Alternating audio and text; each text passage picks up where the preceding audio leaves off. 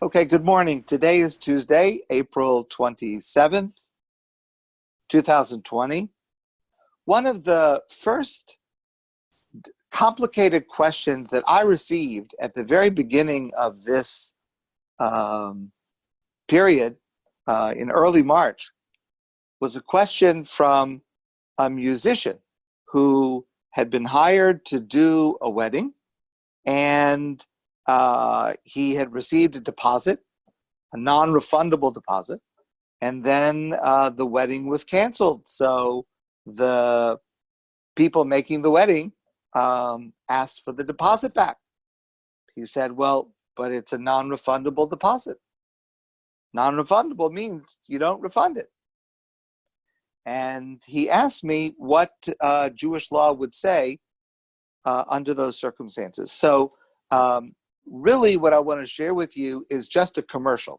On tomorrow afternoon, Tuesday the 28th at 2 p.m., there's a webinar, and I have posted it on Facebook. It's on our Facebook page at ADATH, and it is a webinar with two real experts, not someone like me, but two actual experts in halacha in this subject, who are going to be discussing this question in depth, and it should be an opportunity for really some in-depth, high-level learning, and I recommend it to you highly. I hope to listen in. I'm not sure that I'll be able to, but this is like the Reader's Digest condensed version, just to share some of the issues that get discussed in this type of situation. And there are so many applications of this. For example, I mean, just to stay within the Jewish world, I'm sure you realize that millions and millions and millions of dollars had been sent in as deposits for Pesach programs all over the world. And of course, they were all canceled. Are those people entitled to refunds? A very serious issue has to do with school tuition. So for private school, you pay in advance, the money's already in, but then there's no school. But the teachers still have to be paid. Or maybe there is some kind of school, let's say maybe there's Zoom 1 hour a day, but the rest of the day it's not. So are you allowed to ask for a refund? What about if you have workers? What if you have workers that have a contract and you let workers go, but they have a contract that says you have to pay them? There was a directive that was given by a group of rabbis in New Jersey, and this affected not exactly this situation, but those people who had domestic workers, usually women, who would come into their homes, people's homes, to clean once a week, to clean houses. So there came a point where people were uncomfortable to have people from outside of the home coming inside the home, both for the worker and for the family. But those workers often don't have any other means of support and don't have any safety net often. What would happen to them if they're no longer able to receive this employment? One of the suggestions of the rabbis was, if you were able to try to continue to pay them even though they're not coming. Of course, that's not realistic for everybody. But the problem with this, I mean, aside from the human part of it, is in Jewish law, there are multiple sources that deal with exactly this question. However, the way to interpret and the way to come to a conclusion about these questions is in dispute. And therefore, it is particularly hard to apply the halacha in a given case. And the first thing I want to say is that each individual case has to go to Bet Din to be adjudicated. But I want to share with you just a couple of rough guidelines of what informs the discussion. So number one, as a general rule, any work that has already been done has to be paid for. Even if an employer is allowed to end the employment, or the person who received the deposit is allowed to keep the deposit, but if there was work that was done, that work has to be paid for. That's number one. At the same time, there is such a thing in Jewish law, similar to what is in civil law. In civil law, in the insurance world, is called an act of God. an act of God, something happens that's completely beyond anybody's power or understanding, that sets aside any kind of other obligations. In halacha, there's a term called makas magefa, a plague that affects the entire region. That's exactly what we have. We have a plague that affects the entire world. And therefore, a plague that affects the entire region and that prevents jobs from being done and work from being performed, there is a three-way argument over what the halacha should be in that case. And that's where we come to the problem because of this dispute. One opinion says, the Mordechai says, you have to still pay the workers in full. You agreed to it, you committed to it, even though they can't continue the work, but it's through no fault of their own. It's not like they're saying, I'm quitting.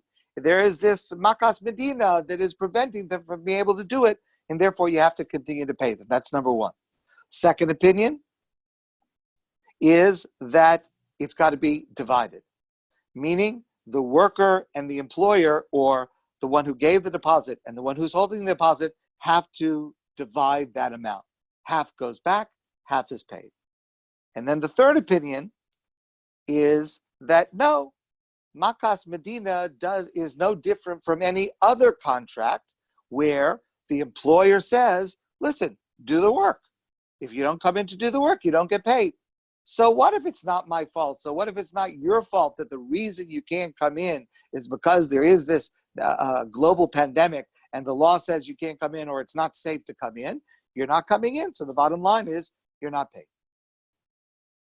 The problem with all of this is if there is a contract that stipulates a non-refundable deposit. So it would seem on the surface, non-refundable means non-refundable. That means under any circumstances, no matter what happens, the deposit is not paid back.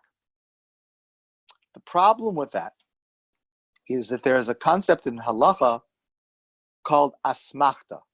Asmachta means an agreement where it is human nature to understand no person really meant that. Meaning, most people, when they sign a contract, let's say with God's help, to put a deposit down to have a simcha at a shul, and you put a deposit down, and the contract says non-refundable. Non-refundable means if I decide I really don't like the rabbi so much, and I decide to go do it somewhere else, I still have to, they keep the deposit. Non-refundable means that if we turn up that day and it's raining, and I don't want my guests to have to come through the rain, so I say, you know what, I'm canceling it because it's raining.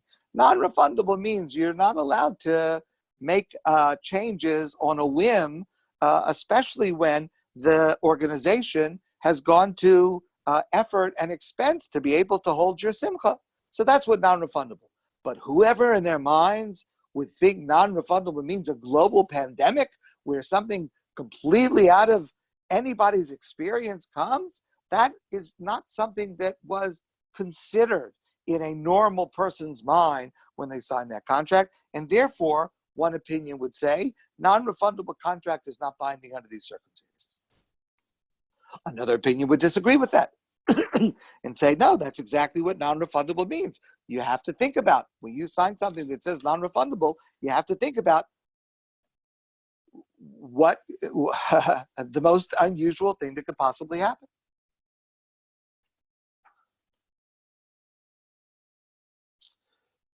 Rav Hershel Schachter has written about two situations. One is the one I mentioned before about Pesach programs.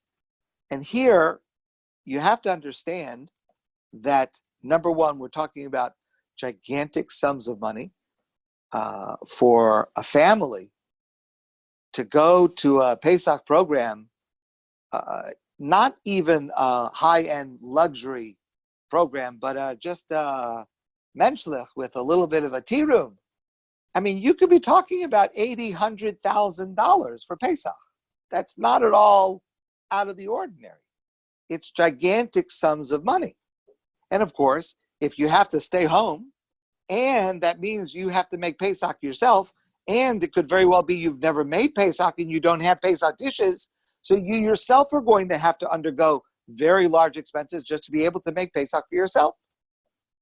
The problem, of course, is that Pesach programs in particular start spending the money very early, because from Hanukkah time and even before, they are starting to buy the supplies because they need volume and they need the best deals and they need transportation. A lot of these places are in remote locations. They need to set it up. They need to make sure they have enough of everything.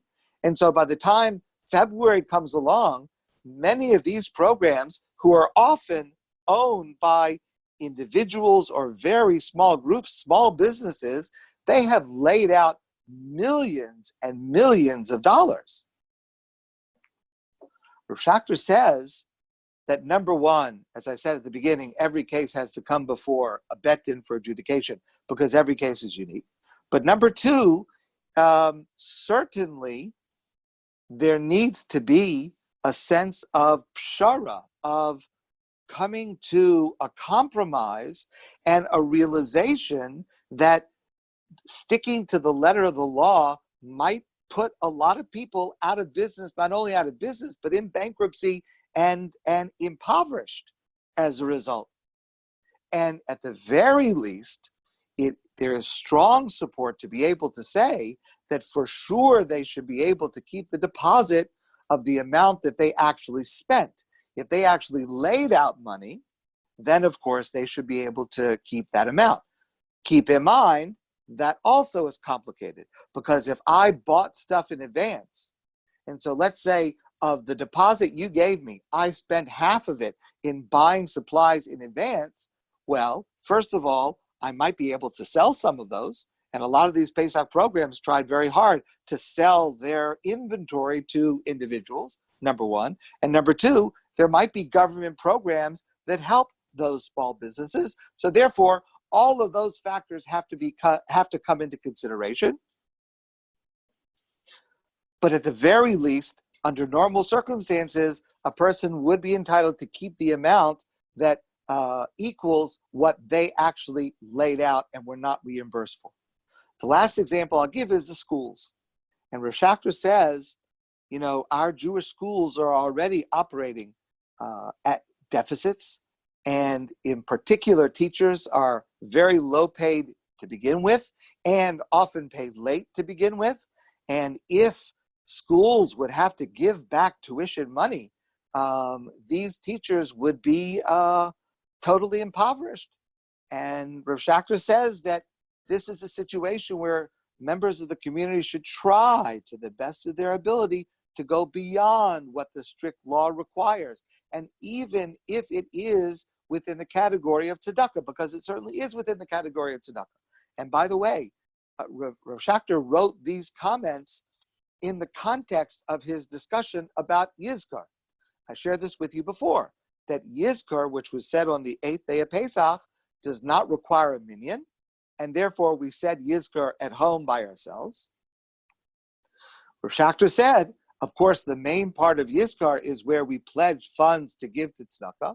Rav Schachter said it certainly would be a right thing if among the tzedakos we are hoping to supply and to support, and there's so many that need our support, would be our schools who are required to continue paying their teachers, but have limited means to do so. And that would be a very important mitzvah to be able to continue that support. So again, each case is unique.